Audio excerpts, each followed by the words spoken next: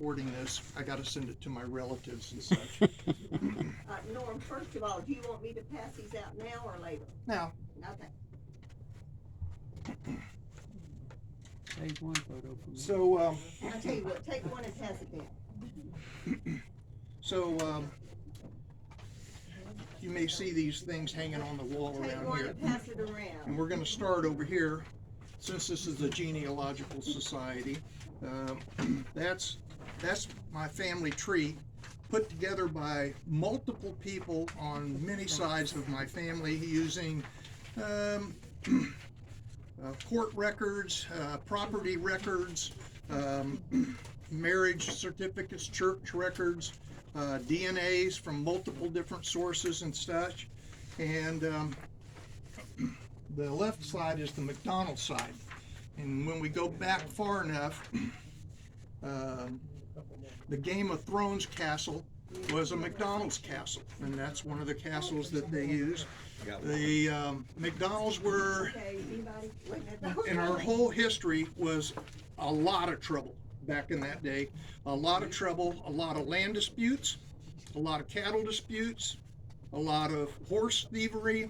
And so those records were pretty easy to find. And it goes way back to the point, I don't know if you know about this, but the Campbells came in Scotland. It was customary, if you're a traveling clan came through the area, they could stay in your castle. You would do it as a hospitality, and they invited the Campbells in, and they stayed there for a few days.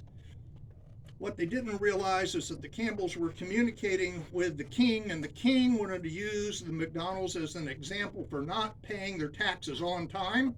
And so after partying for 3 days and everybody was pretty inebriated, they slaughtered them. The Campbells slaughtered every McDonald they could find. There are songs written about that. I'm not going to do that song tonight. But all that comes along, and then toward the middle, there's a couple. This is now in the United States. Pleasant and Charity, a couple on the McDonald clan. At that point, they were very Christian folks. At that point, there's no more trouble in the family. And it's amazing. Charity, and anyway, I just thought that was just a fascinating part coming this way. On the other side is my mom's side and Rain's side of the family, and the only thing that's outstanding about the whole thing is during the Civil War, the only building built by the Confederacy was in Augusta was to build gunpowder, and Colonel Rains was the guy that was in charge of making gunpowder for the Confederacy. So anyway, that's to give you an idea of where this is headed here. So I'm going to be talking about a guy named, his full name is Hiram Norman McDonald. Hiram Norman McDonald. He lived in Lockney, Texas. And it was just a big family, lots of kids. Dad was a farmer and borrowed money from a bank, and then the Dust Bowl hit. And his brother came and representing the bank, and repossessed his tractor when he couldn't produce. Let me just say that this is a big split in the family. This is a big split when your brother takes your tractor and now you cannot work your farm. And so they moved to town, and this is about the time my dad's of age. Everybody has to work now. Everybody's got to do something, and he goes to work in a barber shop. By the way, you can tell I went to the barber today. Maggie said, you can't go like that. You got to go to the barber. So anyway, in the barber shop, he's a shoe shine boy. That's what he does. And so he hears all the local stories that are in the whole area around Lockney, Texas, which is up in the plains, high plains in the panhandle of Texas. And there was an amazing story right away that caught his ear. Many farmers were coming in, this is in the early mid-30s, many farmers were coming in and reporting that all of their powered equipment, their cars, their tractors, all the electrical things were shut down as unidentified flying objects flew into their fields and humanoid figures that came out and walked around. Nobody was harmed by them, but that was a fascinating story for a little kid shining shoes in a shoe shine shop. And there wasn't one farmer, there were many farmers reporting that. That's a pretty weird story. That's a pretty darn weird story to start. But he was a newspaper delivery guy, but what he really loved was making crystal radios. And anybody in town that wanted a crystal radio, he was the guy to put it together for them. That allowed the people to hear the farm reports. That allowed to hear people to hear other radio. Radio was a big deal back in those days. And not everybody had a lot of money. Crystal radios were relatively cheap, but there were big, powerful stations. They were called outlaw stations, border blasters, just across the border in Mexico. And they were so powerful that you could hear them all the way up in Chicago, AM radios. And they promoted elixirs and just all kinds of really oddball things, but they had hillbilly music. They played hillbilly music. This is before the Grand Ole Opry. Hillbilly music and country music. Jimmy Rogers. The big promotion for Woody Guthrie was through these stations. He could play his music in these stations and people could hear it. But my dad was a part of making that happen, to provide these radios. They said the radios were so powerful. People with certain fillings in their teeth could receive the thing. They could receive the signals in the springs in their beds. It was a pretty weird thing. One of the very curious things was I said they promoted all kinds of weird merchandise. One of them was an autographed photograph by Jesus. And anyway, pretty weird stuff back in those days. He had a saying called, if you asked, how's things going, fair to middling. Does anybody know what that is? That's a farming term. That's a quality of your product. Fair to middling is about the middle of not great, not terrible, but fair to middling. He used to say that a lot, fair to middling. That's where he was, fair to middling. He went off to Texas A&M to study electronics and got into radar there at the same time, and then the war broke out. The big war broke out. And he had a decision to make, go in the Army or go into the Navy, and he looked at the horizon about what's going on, and the Navy was the choice. So he had to go into training, and after Pearl Harbor, it took a while for America to get up to speed.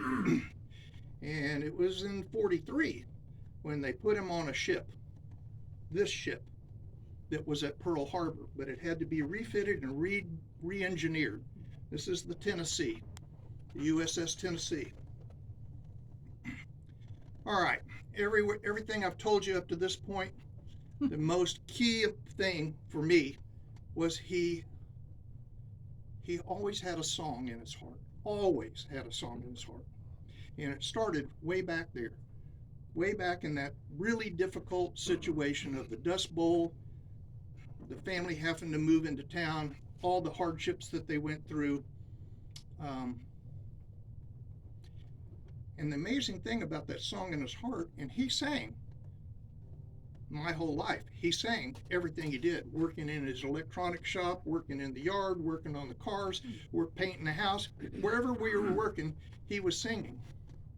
And the odd thing about it, he couldn't carry a tune in a bucket. And it sounded a lot like this. He's twiddling with things the whole time. That was his settlement about how things are going.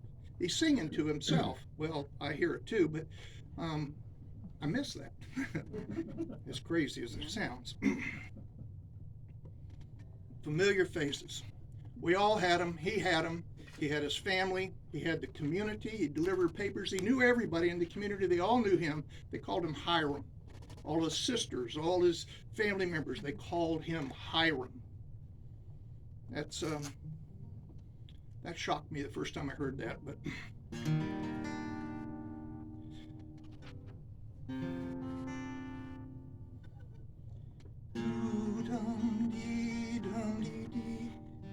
la-di-da, dum-dee-dee, whoa, whoa, whoa. Oh yeah. Joyous peace dancing, pieces of joy standing still. Whoa, whoa. Oh yeah. Everything is beautiful with a little song. A little song, whoa, whoa, whoa. Oh yeah, yeah, yeah, yeah, yeah.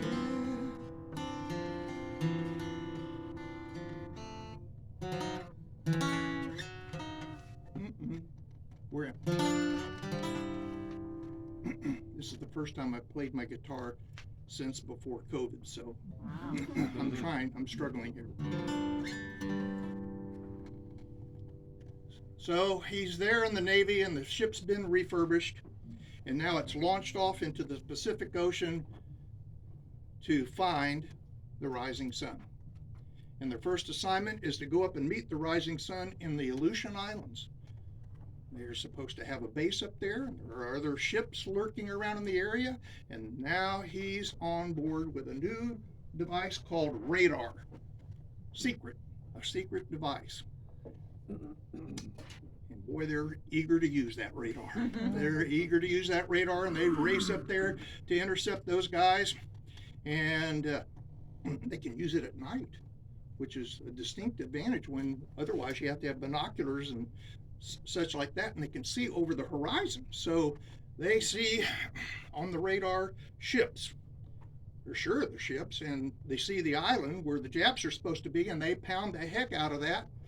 And when the sun comes up in the morning and the fog clears, there are no Japs there. They had left some time before. There were no ships. Well, let me just say, for the crew to have confidence in your radar, that was a very bad start. And they had to be resupplied for all the ammunition they expended, and had to go back to port and make some adjustments. Okay, it was called the Mark I radar. So from there, he went to every island in the entire chain. Billy, did you notice what time I started was about 5 minutes ago?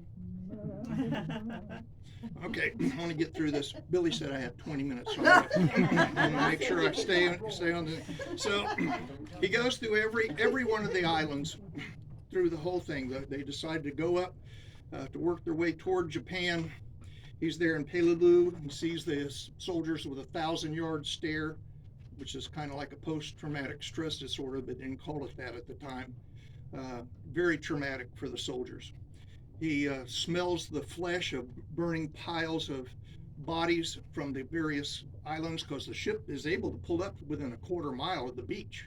That's pretty darn close. Think about about from here to the railroad tracks over 129 cross.